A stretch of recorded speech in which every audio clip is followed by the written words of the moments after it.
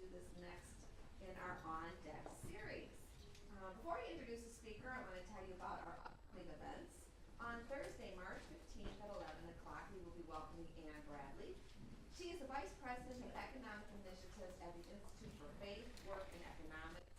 Her research interests focus on biblical theology and economic freedom, and also political economy, terrorism, with a special emphasis on Al-Qaeda.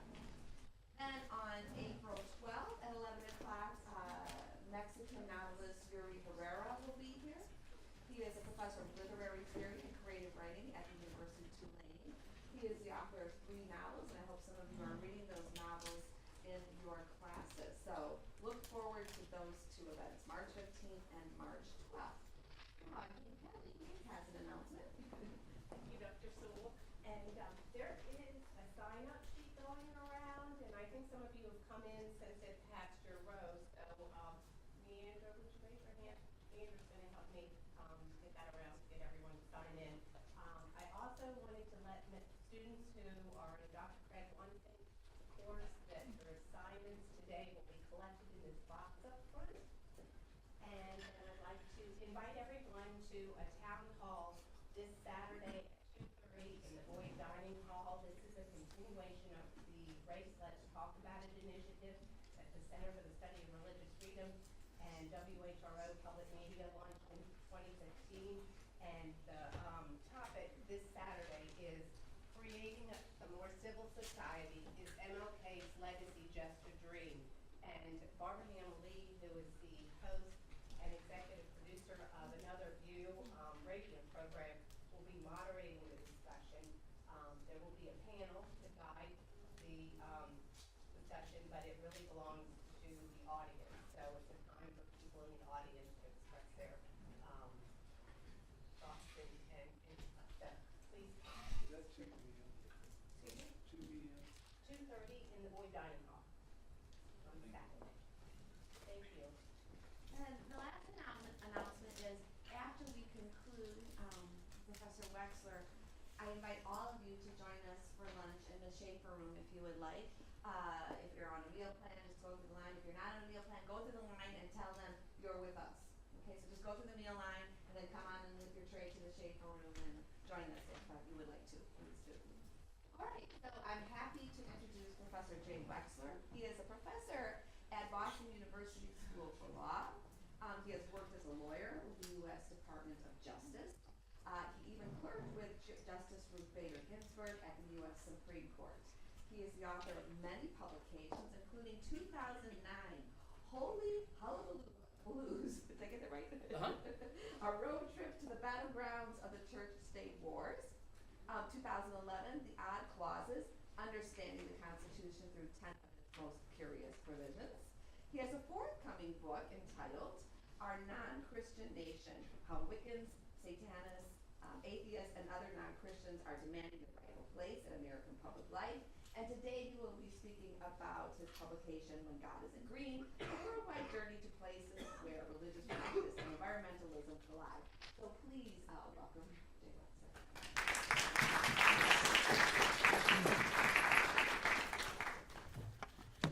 Wow, well, hello. Hello.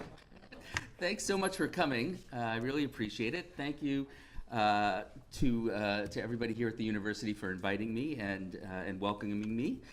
It's going to be great, I think, to talk to you today about the relationship between religious practice and environmental protection and sharing what I learned as I researched and wrote this book, When God Isn't Green, and then hopefully talking to you also in the question and answer period or at lunch afterwards. So the larger issue of the relationship between religion and the environment is complicated, of course, and fascinating, and there are a lot of different aspects to it. There's the question of, over the course of history, has religion been a positive force or a negative force for the environment, environmental protection? More currently, there's the question of whether religious beliefs have influenced the political process in either a pro-environmental or harmful to the environment way. Those are great questions, and they're very interesting, and a lot of people have written a lot about them, but that's not what I'm going to talk about today. What I'm going to talk about is a more narrower focus, but I think equally, maybe even more interesting, at least to me, which is where around the world do we see religious practices rituals, and the like that concretely and immediately harm the environment in some way. The air, the water, the wildlife, our land, and how have societies dealt with those clashes? How have they balanced the important interest in religious freedom on the one hand with environmental protection on the other hand? What approaches have they taken? What has worked? What hasn't worked? And what can we learn from their experiences? But before I get into the topic full on, I like to talk, when I talk about this book, about how I got interested in this kind of admittedly quirky topic.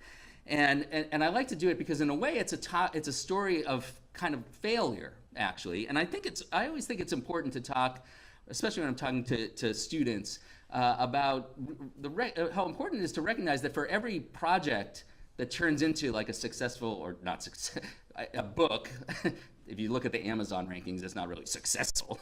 But for every project that turns into a book, there are 4 or 5 projects that don't go anywhere and that end up sort of failing. And then you have to be persistent, and if you believe in what you're working on, to keep pushing, and it might take a different turn and might end up not quite where you thought, but still might end up to be a success story of some sort. So let me tell you the story. After I wrote the book Holy Hullablues, that was the book where I went to different places in the United States where religious church-state cases from the Supreme Court started. And because I had written about the cases, and I read the cases, but I hadn't been to the places where the cases actually came from, and I wanted to do that. And it was really a great experience, and I wanted to keep doing things like it. But one thing I had not done in that book is I had not found any stories involving Native Americans, which I thought was a big problem, because the story of religion and religious freedom in the United States is Native American experience is a very big part of that. So I came back and I wanted to find a case or a situation that involved Native Americans and religion, and I also hoped maybe it would involve the environment because I teach environmental law. And I came across these fascinating cases involving bald eagles. Many Native Americans use bald eagles and bald eagle feathers as part of their religious rituals, believing that the eagle is sacred. But the problem is that in the United States, it's illegal to possess even so much as a feather of a dead bald or golden eagle. And that was because in 1940, the Congress passed a law that protected golden and bald eagles, because we wanted to protect our national symbol, and they were being hunted to extinction, et cetera, et cetera. So there's this problem. So how does the government deal with this? Has anybody heard of the National Eagle Repository? Let the webcam record represent that one person in the room has heard of the National Eagle Repository. It's this fascinating place. It's a federal agency it's right outside Denver, Colorado, and the only thing it does is it collects dead, bald, and golden eagles that are sent to them by state wildlife officials, for example. And then they process the eagles, take the feathers, and then they send the feathers and parts to Native American tribes and individuals who have applied for them on a first-come, first-served basis. That's a really strange thing, I think. And so I had to, of course, visit it. This is at the National Wildlife, it's both the Eagle Repository and the Wildlife Repository. And I wanted to check it out, and so I spent some time with them. And these next slides are a little gory, so that's kind of a warning. But so this is a picture of somebody processing a dead bald eagle to find their the feathers or whatever part of the eagle could be salvaged. Here's a close-up picture of these eagles. They die because they run into electric wires. They get hit by cars or things like that. This head turned out to be incredibly fresh, according to the person who has worked doing this for 15 years. There was also somebody, by the way, who was doing their summer job between college years. Seems like an interesting thing to have in your resume. All right, so I'll go to this, so I won't leave it on that picture of the head. So I visited that, and I also visited a place that was much less macabre, which was this thing, which is an eagle aviary, which is run by a Native American tribe in Oklahoma. The Fish and Wildlife Service permits this tribe to run an aviary with where they take care of injured bald eagles. So if the bald eagle, is hit by a car, but it's not dead, and it can live, but it can't actually live in the wild, the aviary takes care of it for the rest of its life, which can be up to 50 years. And then the eagles molt, the feathers fall off, and they distribute it among members of the tribe, which is a great solution, a partial solution to the problem. That guy is named Banana, I believe. All right, so I'll hang out on him for a while. So I thought these things were fascinating. Neither of them are a complete solution to this problem. And so I was wondering, well, would it be okay for Native Americans, for the law to recognize the right of Native Americans to actually take a bald or golden eagle in the wild and use it for their religious rituals? And that's a question I was really interested in, and I wanted to write a book about it. And I wanted to write a book just about bald eagles, and I was going to call it Illegal Eagles. And on the cover, it was going to be this sort of dilapidated eagle, still alive, but kind of shaggy. And the idea was going to be the bald eagle is a symbol of the United States, but in a much more complicated way than we usually think of it. It's not just about freedom, it's also about the clash between environment and growth, and it's clash between Native American religious freedom and the federal government and all these things. And I thought it was a great idea. And the problem, though, was that nobody else thought it was a good idea. Specifically, nobody in the publishing industry thought it was a good idea. No matter how many times I told my editor about this, she'd be like, "Oh, Jay, can you come up with something else?" And it was really frustrating because I'd worked on this thing for like 2 years, I think. So one day I went to her office and she poured me some scotch. She didn't herself drink the scotch, which I should have. But anyways, so I drank the scotch, and she said, "Jay, is there anything, any story of which this is a bigger part?" And, I said, and I closed my eyes and I said, "Well, what about religious practices around the world that harm the environment?" And I opened my eyes and she was smiling, finally, after 2 years. And she said, "Now that is interesting." And I said, "Oh yeah, I guess that's right." Having a good editor is really helpful. I had collected a bunch of stories over the course of teaching both law and religion on the one hand and environmental law on the other hand, where in the law and religion class, I would come up into some environmental issue, and in the environmental class, I would come into a law and religion issue. And so I collected these stories from around the world in my head, but I hadn't put it together that I could write a book about them. So that's what I decided to do. I decided that I would take a couple years, travel around the world when I could, and visit places where there was a clash between religious practice and environmental protection, and see what I could learn. And that's what gave rise to the book.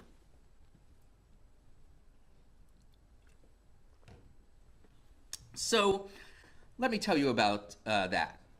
I'll tell you in some detail about the places where I did go and the lessons I learned from those places, but let me quickly tell you about places I did not go, because there are a lot of places in the world where this happens, and I couldn't go to but a fraction of them because I didn't have the time or the money. So, but it's to give you the sense of how ubiquitous it is. In the United States, for example, there's a controversy in New York City and some other big cities, Miami, which involves the practice of some Santeria practitioners of sprinkling mercury in their houses and apartments in order to fend off spirits and witches. The problem being, of course, that mercury is incredibly dangerous, and it remains in carpets, for example, for a long time. So after the family moves out and a new family moves in, that could cause all sorts of health problems. That was reported by the New York Times, and the EPA did a whole study of it.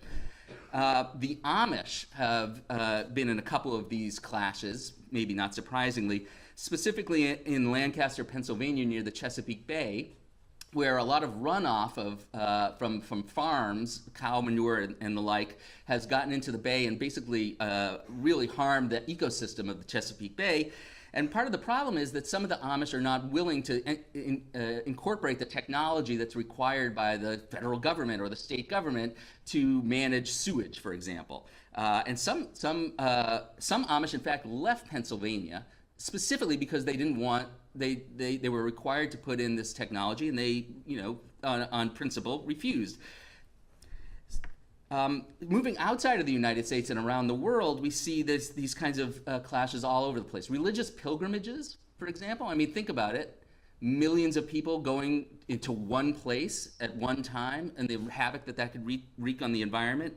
There's, in fact, a whole group that's called the Eco-Pilgrimage Group, or the Green Pilgrimage Group, who is whose job or his mission is to help pilgrimages be environmentally friendly. There's something called the Green Guide to the Hajj, for example. When you go to India and the Ganges River, where people are, where Hindus believe the river is sacred and want to be sort of cremated and put into the river, or if they don't have money for cremation, maybe just put in the river. Very dangerous for the environment, but a central part of the religious belief. You've heard about elephants being killed for their ivory, I'm sure, but did you know that one of the major drivers of killing elephants for their ivory is the market in ivory religious icons in the Philippines, in Thailand, and even in Vatican City? And in fact, the Pope has been called on to sort of condemn this practice, and I'm not sure, when I wrote the book, there had been no condemnation, or maybe there had been a condemnation, but no actual action. I don't know if anything has happened since. So all over the world, we see this problem. So now I'll talk about where I did go.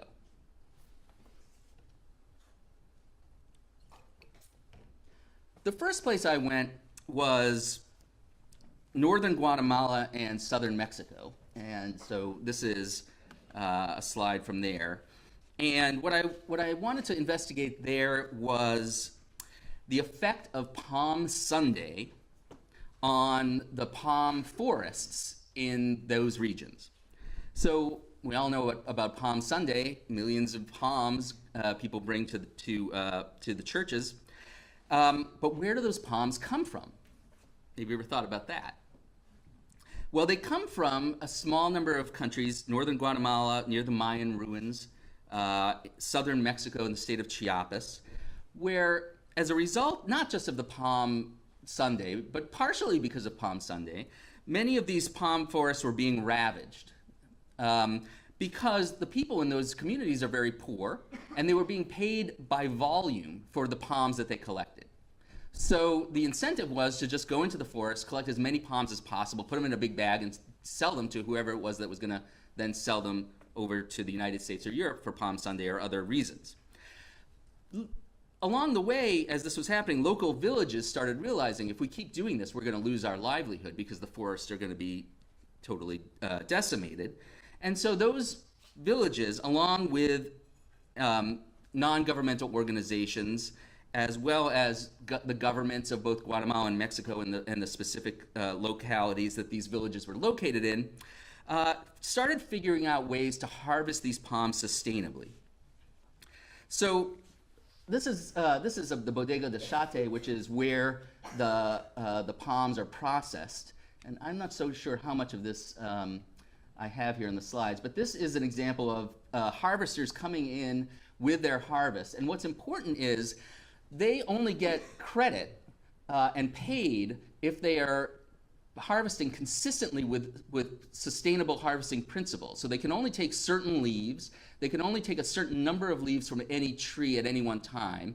They can't come in with any leaves that have yellow or holes in them, because those need to stay on the tree. Harvesting them doesn't get a product, but it does harm the tree. And so they come in, and then a lady like this basically looks at the palms, writes down in a book, this person gets this much money for this many palms, and as a result, these farmers they are now harvesting the palms in a sustainable fashion. What else do I have? This guy was the head of one of the palm harvesting groups in the small village I visited in Chiapas. And he was explaining, this is a palm tree right there, and he was explaining how there's one root that you can't touch. If you touch that root, it's called the bela, or heart, I think, the plant dies. So you have to leave that alone. You can take this leaf or that leaf, but not this leaf. And it's a very specific way you do it, and they monitor it. And as a result, the forests are becoming healthy again. But the problem is that this costs the villages a lot of money, right? Because they're not getting paid as much because they're harvesting. I mean, over the long term, it's better, but in the short term, it's very problematic, and this is a very poor place. So it's not particularly viable in the long term without some assistance. And there has been some assistance from the United States. And that's in the form of something called the EcoPalms project, which I discovered during my research is run by a guy from the University of Minnesota. And his idea is convince churches to pay an extra, surcharge, basically, for sustainably harvested palms, just like you would pay a little more for fair trade coffee or something like that, right?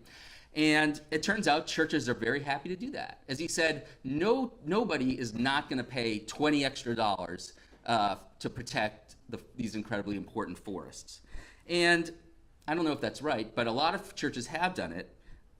It hasn't been as broadly successful as it should be, though. And I think what I learned from this is that this is an amazing thing that's going on there, and the United States is helping somewhat, but we need more help, because they are, I talked to a lot of the villagers, and they're on the edge. And they told me very specifically, look, we are on the kind of the forefront of battling for the ecological health of the world, and we need help because we're poor, and there's only so much we can do. And so one thing I learned from these travels is that a lot of international assistance, I think, is necessary. Okay, so that was Guatemala and Mexico.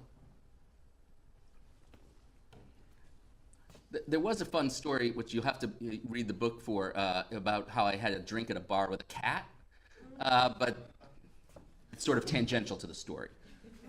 I sat down at the bar, I was having a beer, and then there was a seat over here at this bar, and a cat jumped up on it, and the bartender put a shot glass with a cube of ice on it, and then the cat started licking it.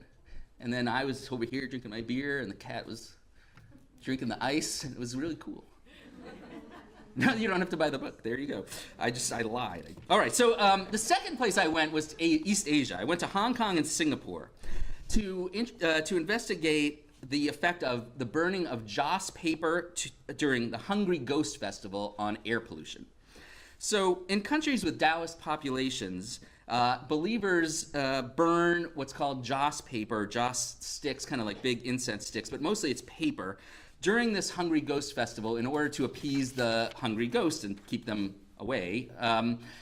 And they burn this paper in, I think, so this is just an example of a giant barrel or whatever of paper that just went up in flames at one point. Here's somebody burning the paper at a temple. People burn it on the street in these little bins. Do I have any more? Yeah, this is incense at a big temple in Hong Kong. So people burn all over the place. And the problem is, of course, that the smoke, and I should say, it's not just little pieces of paper. Some of the paper is made into, to look like money. So it's like bills. In fact, I have some. I should have brought a package. They're like ghosts denominations and stuff. And some of the paper is like made into little fake iPods and stuff. So it's very intricate, and people burn it. It's a very central part of the religious belief of the people who burn it. And but the smoke is toxic. It's incredibly irritating to the throat. It's harmful if you have asthma, very dangerous. And in Singapore, which is not just tightly populated by Hong Kong, but also incredibly diverse in terms of religion, it's a source of real conflict because there are Muslims, there are Hindus, there are Taoists, and they're all living right next to each other. And the internet, shockingly, is filled with stories of people swearing at each other for burning this joss paper right next to them, et cetera, et cetera. So I went to Hong Kong and Singapore, and I went in search to see what smoke I could find, among other things.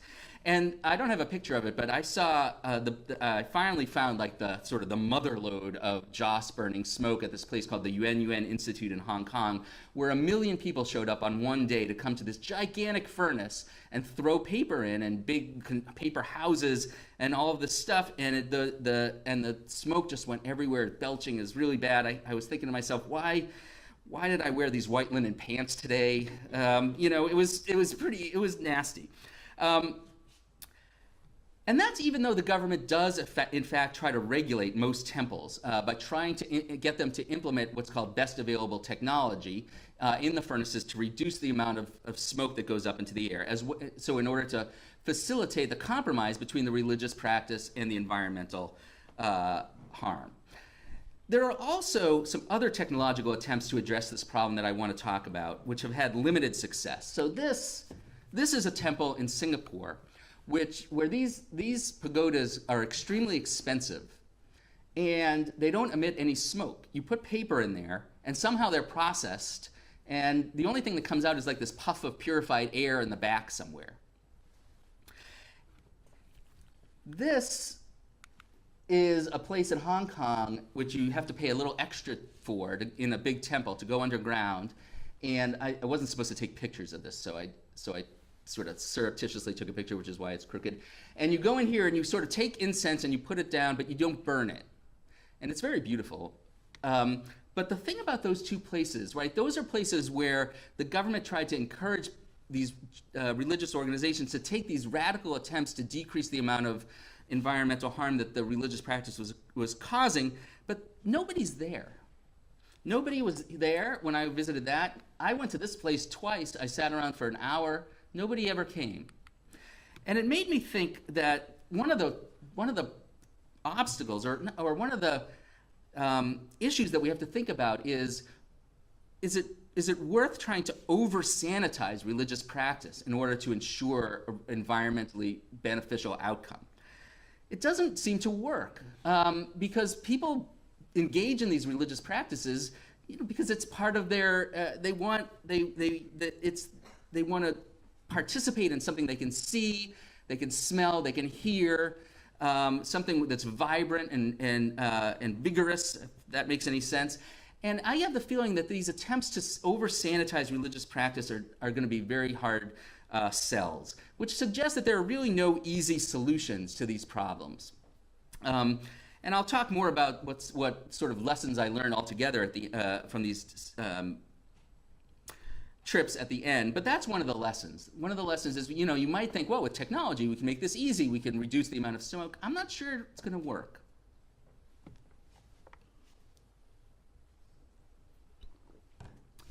My favorite trip was to India. And I went to Mumbai and I spent a week at what's called the Ganesh Festival. So Ganesh is a Hindu elephant god. And it's worshipped he is worshipped all over India. And during this week it was in August or September that I was there, although it's not the Western calendar that determines when the holiday is. During this week, amazing statues of Ganesh are created and displayed all over Mumbai and the surrounding region. These things, there are about 100,000 of them in the city. I mean, Mumbai is pretty big, the 20 million people. It's an amazing place. And there are maybe 100,000 of these statues. They're made of plaster of Paris. Most of them are about this big. Some of them are 40 feet high. And just extraordinary. So this is, and people know where the famous ones are. Like there are famous idols. People come from all over the country to visit the idols and to pay their respects to the idols. So this is one of the more famous idols, and it's in a house that they constructed just for the week. This is just for the week. And the line to get in is an hour or 2 hours long sometimes. And people come in, they spend some time, they worship, and they leave. Here's another one, another famous one. And you can see how they're painted beautifully, they're bejeweled. They're amazing to see. So, all right, so far so good. And I spent the week looking at them and admiring them. But what happens at the end of the festival is that everybody goes to the water, to the beach. Oh, no, that is a giant mouse. Sorry, I forgot about the mouse. Every Ganesh has a mouse. If you look at any Ganesh idol, at least anyone I've ever seen, there's always a mouse somewhere. It's a guardian. And sometimes they're little, but when you have a giant Ganesh, sometimes the mouse is also very big. There are also some really, this I just thought, I don't know, I included this. Mumbai traffic is very, very bad. Even worse than Boston. That I'll skip. All right, so here, this is the beach on the last day of the festival, when all of these Ganesh idols are brought to the water, marched into the sea, and left there.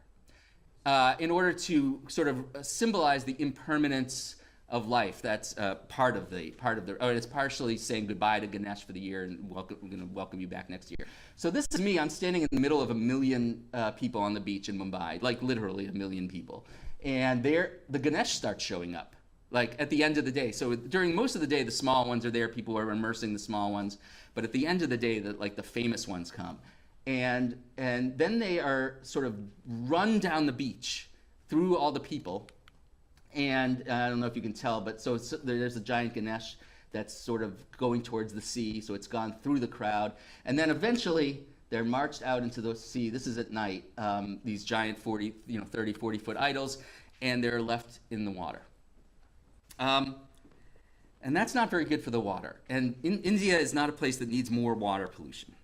I went there the next morning just to check out what it was like the next morning on the beach. And many of the Ganeshas had kind of washed up, and they were broken. The paint was off. It was like a sad gray Ganesh graveyard. And I tried to take a picture, and the police were not happy about that. And they told me I couldn't take a picture. And I thought about trying to take a picture, but then I thought that my 5-year-old son would be mad if he didn't ever see me again. So I didn't do that. But it's really interesting because people in India know that this is environmentally dangerous. And there are a lot of people who want to try to affect the ritual in ways that will make it more environmentally friendly. There's an eco-Ganesh movement. And it's had some successes over time. So for example, the Ganeshas tend to be smaller than they used to be. Instead of 40 feet, most of them are more like 20, the big ones are 25 or 30 instead of 40. The paint is increasingly non-toxic paint, which is good. There's the people are being convinced to take the jewels off of the Ganesh before immersing the Ganesh. One thing that hasn't worked, and this echoes what I was talking about with the Joss paper in Singapore, is the government has set up these sort of artificial pools around the city and kind of encouraged people, bring your Ganesh here, put them in the artificial pools, and that way you'll immerse your Ganesh, but it won't go into the environment. I visited one of those places and there was nobody there. But in the beach, which was 10 minutes walk away, there was a giant festival. It was loud. People were celebrating, dancing. So again, I think you can't just sort of tell people this is how you're going to practice your religion now. That's not going to work.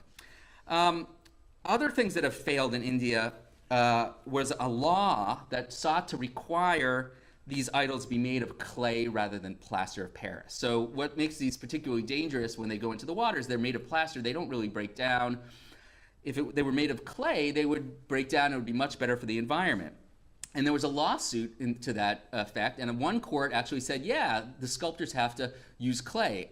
The sculptors, of which there are many, many, and some of them are some incredible artisans doing beautiful work, in addition to sort of the mass-produced ones, which are also there. The sculpture lobby basically defeated that lawsuit, and so the Green Court of India, I think it was, struck down the law on reasons I don't quite understand, but it did.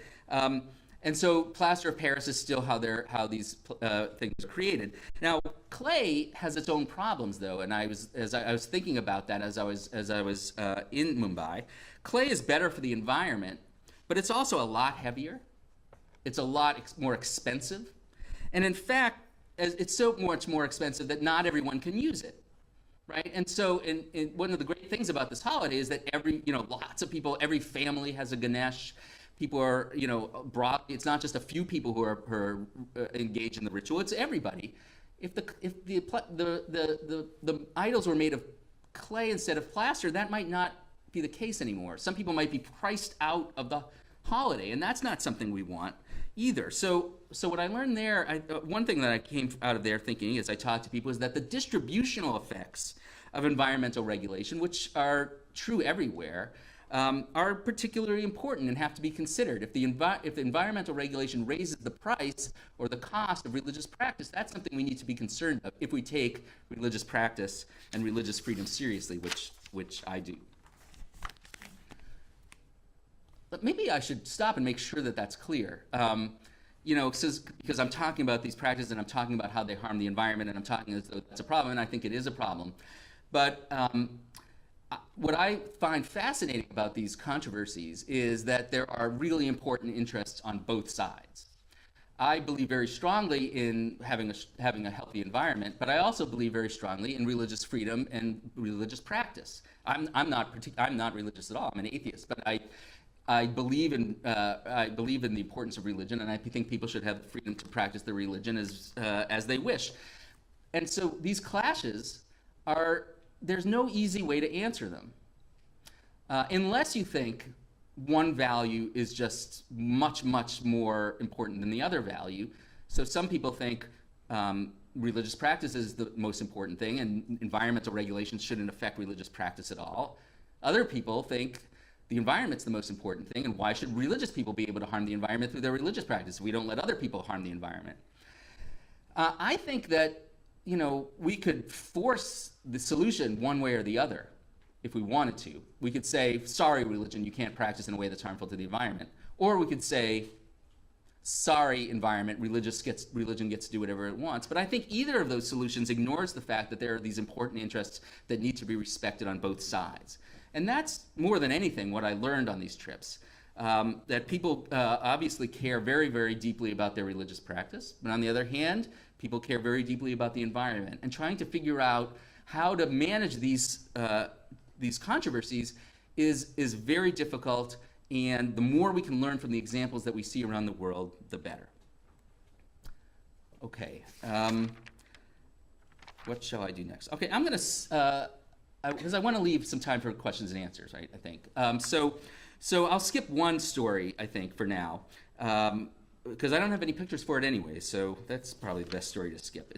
And I will skip over to my trip to Barrow, Alaska. So, has anyone been to Barrow, Alaska?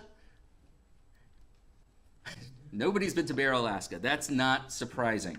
Barrow, Alaska is the northernmost town in the United States. It's 300 miles above the Arctic Circle. And what's fascinating about life in Barrow, well, there are a lot of things that are fascinating about life in Barrow, 300, including the fact that the sun, doesn't go down in the summer and doesn't come up in the winter. But what I was interested in was that the Inupiat people of Barrow, Alaska, have harvested whales for their entire history, and they continue to do so. So whales have captured the imagination of human beings forever. It's fascinating to think about why that might be. Is it their size, their beauty, their intelligence, whatever it is? People have always thought about whales and imagined whales and treated them revering them to some extent, but they've also, of course, hunted them for their meat, for their baleen, for their oil, and they were hunted to endangerment in some species in many places in the world. And the international legal system responded to that by setting up something called the International Whaling Commission in 1946, and then that body issued a ban worldwide on whaling with certain exceptions in 1986. And one of the exceptions is for so-called subsistence whaling that is allowed here and there around the world. There's some in Greenland, there's some in Japan, there's some in some other places, and there's some in Alaska. And these are for communities that have hunted small numbers of whales throughout their history as part of their own cultural and religious heritage, and use those whales for their own consumption, right? Not to sell it, but to eat it and to use the parts for themselves. And in these places, like in Barrow, Alaska, the whale is treated as sacred. And the whale is described as giving itself to the community. It's very interesting. The religious part of the whaling in Barrow, Alaska is not, I think, as strong as it used to be, but it's still there. And it's still, but though outside of Barrow and outside of these subsistence whaling communities, the practice is still very controversial. Should somebody be able to take a whale, these beautiful creatures that are maybe endangered to some extent, simply to provide food when the food can be gotten elsewhere, something like that? It's a little bit like the eagle problem. And in fact, this was my last trip, the whale trip, because I thought maybe I could understand something about the eagles and what I thought about the eagles from understanding a little bit about how much the community valued these whales and how much the whales meant to that community in Barrow. So I went to Barrow to learn what I could learn about whaling and how important it is to the community. I spent a week there talking to people and looking around. That's me. That's as north as you can go without going onto ice. This is an example of the culture of whaling in Barrow. It is incredibly important. Now, so let me talk a little bit just about Barrow. Barrow is a hard place to spend a week because there's nothing to do and much to do. It's a dry town, which for me made it worse, although I did smuggle in some whiskey, it's true. People talk a lot, there are a lot of conversations there about polar bears. 3 times, at least, I heard some version of the, you don't have to be able to outrun the polar bear, you just have to be able to outrun the slowest person in your party joke. But I never actually saw a polar bear. The sun never went down when I was there. There were no trees. The food is shipped in by plane from like Anchorage. And so it's all sold at a couple of small grocery stores where it's incredibly expensive. I was looking for things to do. The most fun I had was I went to the library one day where somebody was performing a guitar concert, and it turned out to be the aunt of Jewel. Do you know Jewel? Like the pop singer Jewel? And it was the aunt of Jewel. I was like, yeah! So anyways, but what I learned from living there for a week and talking to everybody is the whaling is absolutely central to the identity of this community. And everything about the community centers around whaling. Everybody, or at least the Inupiat population, the native population, which is most of the population, almost every single person is connected to the whaling practice in some way. Either they're a member of a whaling crew that goes and hunts, and the hunting is done, one of the 2 hunting seasons, it's done in a traditional boat made out of seal skin. The other, it's done in big motorized boats, and so there's some controversy about that. But people are part of these whaling community, a part of the whaling crews, or they work with the crew, or they feed the crew, or something like that. There's a football team, actually a high school football team. There's an ESPN show about them called The Whalers. Everything about the town is whaling. And then I was there, luckily, for what's called Nalukataq, which is the twice annual whaling festival. And my pictures are not that good of this, unfortunately. I didn't have a photography crew going with me. So this is a picture of, so the Nalukataq is a few days after each whaling season. And what happens is the whaling crews that have brought in the whale, and when I was there, 7 whales had been taken in that season. And the Nalukataq lasted 4 days, and this day there were 2 whales that were being distributed and celebrated at the festival. So the crews that caught the whale are in charge of it. And they run this little festival, and there's ritual. These are people standing in a circle, and they're giving thanks to the whale. There's this thing. This is the fun thing that happens at the festival. This is a seal, like a trampoline made out of the seal skins that the boat was made out of, and the people bounce on them. And here the kids were bouncing. Later in the day, I unfortunately missed it. The grown-ups bounce, and some of them can bounce, up into the sky. They used to do something like this to sort of spot whales on the horizon, but now it's just this sort of fun thing, I think. Anything else? Here's the giant chunks of whale. These happen to be pieces of whale for visitors, not for the people who lived in the town. And so I could have taken a chunk of whale, but since my flight was leaving that night, I didn't know what I would do with the whale. I'd keep it in my pocket. So I didn't take the whale, but that's a big thing of whale for the visitors. I did, in fact, try some whale, different parts of the whale, just to see what it was like. So what happens is the whaling captains distribute the meat of the whale to the entire community. And there are different parts of the whale, different pieces of the whale, different cuts of the whale, and the distribution goes on for hours. because you really get a sense for how big these whales are and how much they can feed people by seeing how much whale gets distributed over the course of the day. It really does provide subsistence in addition to the identity for this community. And so some whale is consumed at the festival, so I tried that. The one thing I would stay away from is the whale entrails fermented in whale blood for a month. Not good. For me, not to my taste, even with salt. I came away really thinking that this subsistence whale taking practice is okay and is a good way to compromise between the importance of the whale to the community, both religious and otherwise, and as well as the environmental interest in protecting whales. It's a compromise. It's not, I'm a little queasy about it because I love whales. I don't want to eat them. I want them to be in the water. But on the other hand, I understand how important the whales are to this community. And I think that's the same thing for the eagles. And I sort of ended this whole trip thinking, allowing Native American tribes to take a few eagles for their own religious uses might be a reasonable way to balance the interests of environment and religion in that particular context as well. I think that's all from that's the piece of the mayor that don't eat that. Yeah, I guess I'll just stop on that. So what did I learn in conclusion? And then we have 10 minutes for talking. First of all, these situations are very, very complex. They're not open to easy answers if you appreciate both sides of the equation, religious freedom on the one hand, environmental protection on the other hand. Second is that small and incremental steps to protect the environment work best. Coming in with law to sort of clamp down and say, religion, you can't do this, make your idols out of clay, not plaster, that's not, it can work, but it's going to be very, very detrimental to the religion, and religion is going to very much oppose it. Religion is a powerful force that's not easily contained.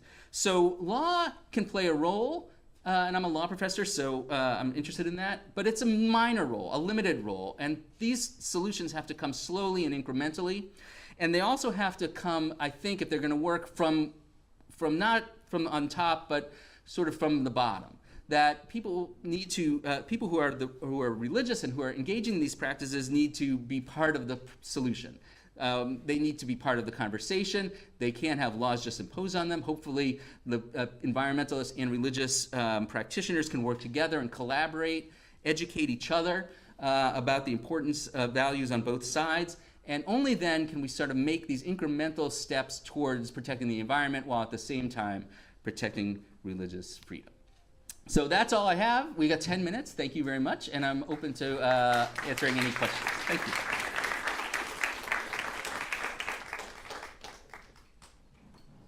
Oh, yes. Hello. It seems like to me in your four sort of stories you gave us that you had two successful sort of stories and two not so successful stories. And when I started thinking about it, it seems that there's two issues that made it successful. One was scale. You're dealing with hundreds of people versus millions of people. And the second was you had sort of a charismatic thing. Mm-hmm. Care about. It's kind of hard to get millions of people to want to hug a river, right? Or to make that river sort of charismatic. Do you see sort of a, how do you go about scaling up these successes? Right. When you've got millions of people involved? Right. So the question, I'm been asked to repeat the question so that the web can hear it. So the point is, it seems like there are two success stories and stories I told, and two kind of not so successful stories, and it seems like the factors that go into the success are scale, that they're smaller rather than larger, and that there's something charismatic that people care about. And I think, and what do I think about that? And can it be scaled up? And so let me think. I'm trying to think about what the successes are. Are the whaling? Is that a success? Would you say? I think so. Yeah. I think the whaling Uh-huh. sort of compromise as well as the eagle. Right. Sort of taking data from the eagle and giving the feathers. Mm-hmm. Versus the constructing of pools that no one used, or Right. constructing Right. air cleaners that no one used. Yeah, no, that's interesting. Animals, do have the power to appeal to human beings Not all animals, and in fact, when you look at the arguments over the framing of the Endangered Species Act, for example, all the supporters were talking about grizzly bears and cute things, and all the opponents were talking about kangaroo rats and spiders and stuff. But these eco-celebrities, as we call them, do have power to change. So I think that helps, and I think you're right. The smaller the scale is, definitely the easier the solutions might be. But I don't actually, despair about the things that I guess you're characterizing as not successes. So the Ganesh thing and protecting the water is not yet a success from an environmentalist perspective. I agree with that. But there have been some progress, though, and I think the way you scale up is by doing it slowly. I think if you look at the problem and you say, oh, here's the problem, we need to solve this by next year, there's no way that's going to work in a case where you have 1 million people or more who are, have a ritual that goes back, actually this ritual doesn't go back all that far, but 60 years and is really central to their, you're not going to be able to change that in a year or two. It's going to take 50 years, if at all, right? And so you have to be patient, I think. So I guess that would be my main reaction, is that some things work. Yes, some things work faster and better than others. But I have some hope for all of these problems that we can make some progress if we're patient. Thank you. Yes. Yes, sir. Hello. Thank you very much for coming and for speaking. Thank you. I'm thinking particularly of the clean air paper burners that you saw no one used. I'm wondering if part of the solution, or your thoughts about inclusion of ritual studies people in seeking a solution like that, because it seems to me that part of the joy of burning the paper is seeing it burn. And when you get nothings that you can see as a result, you haven't satisfied the basic benefit of the ritual. Right. Yes.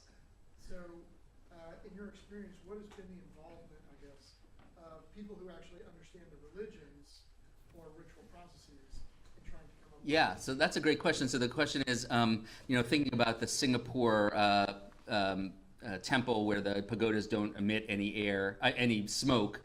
Would it be helpful in designing solutions to involve people who are religious studies experts in ritual, in helping find solutions that are acceptable to religious people who want to see things, burn, for example, right? And I think that's right. I think we make a big mistake when anytime we're dealing with religion in sort of a legal, way, and we don't understand religion. A million ways that is a problem. From this to Waco. I mean, the need to involve religious, scholars, religious experts, members of the religion themselves in designing solutions is absolutely essential. People who are not religious and think just from the environment side, won't necessarily get this point. Because from their perspective, they're just like, oh, this is something that's, religion is something you can practice in your home. It doesn't have to be a public thing. It doesn't have to have specific aspects to it. We can just, kind of make it however we want. And people who know religion know that that's not going to work. And so, yes, I think that it's necessary. I'm now trying to think, how much have religious studies people been involved. That I don't know for sure. I know when I was in Singapore, I talked for a long time to kind of a scholar but Singapore, mostly sociology. So he wasn't he understood the religion, but not from a kind of a religious studies or religious practice perspective. So it's quite possible that not enough involvement is happening on that score. I agree. Thank you. Yes, sir. As culture develops religion and kind of vice versa, how can these great societies that have been built all around religion have all these practices that kind of fight against survival and eco-friendly things like sustainable farming? Well, it's a good question. I mean, and broadly speaking, the question is, you have these religious beliefs, religious traditions that have their own worldviews, and yet they're situated in societies which, to some extent over time have developed worldviews that are quite contrary to what the religious beliefs are. And that's why, for example, we have clashes about, in the United States, for example, about religious groups wanting exemptions from general laws, against use of drugs or providing contraception, as part of the insurance. We have these problems all the time because some religious people believe that, their laws are supersede or are more, important than the general laws of the society, and so you have these clashes. So this is just one example of that. Now, I mean, specifically with respect to the environment, I mean, partially it might be that so in part it might be that there's a lack of understanding of the actual environmental effects of the ritual, right? So to some extent, there might be I think there are some people who do the religious practice who don't understand that it's harmful, right? I'm not saying that's the majority. I'm not saying that that's the main problem, but it is a problem here and there. It's just, people, like, for example, there's an example I didn't talk about from Africa where this group called the Shembe wear these leopard skins as a part of a ritual to venerate a particular god, and it's destroying the leopard population. And there were some people there who say it's okay if the leopards die because if they do, the Shembe god will give us more leopards, right? So, and actually there's been a great solution there, which is they've made fake leopard pelts, and that's helped. But so there's some of that. And some of it is simply intractable, I think. Like, some of it is simply there's a clash of values, and it's not surprising that religious groups sometimes take views that are contrary to the general sort of liberal values or whatever of the societies that they find themselves in. What is my not particularly adequate answer to your question, which is a good one. Thank you. Do we have, I don't know if we have time. Yeah, one more question? Yes, hello. I was just curious about marketing alternative solutions. Do you know what was done to make the people aware that these alternatives were available? Yeah, that's a great question. In Singapore, no, I don't. I know that it was a big story when this temple bought these very expensive pagodas, but I don't. And I do know that the government is very concerned with the joss paper problem in general. And so everywhere you go, there are signs that say, burning paper is dangerous, burn less paper, please. I don't think they say go to this particular temple, though. So there's some government, messaging on that. In India, I think those pools were widely advertised. I'm not inside the society, so I don't know, where people are getting their information or not. So this is just conjecture. But it was advertised. The government made a big deal about it. And so, on the other hand, I think it was sort of new. I don't know how many years they've been doing this, but not more than 5. And so it's probably the kind of thing that could grow over time as people become more aware of it. Mumbai is just such a big place with so many things. Like how one gets your attention in that city is I don't know. It's probably difficult and challenging. Thank you. Thank you very much for coming. I very much appreciate it.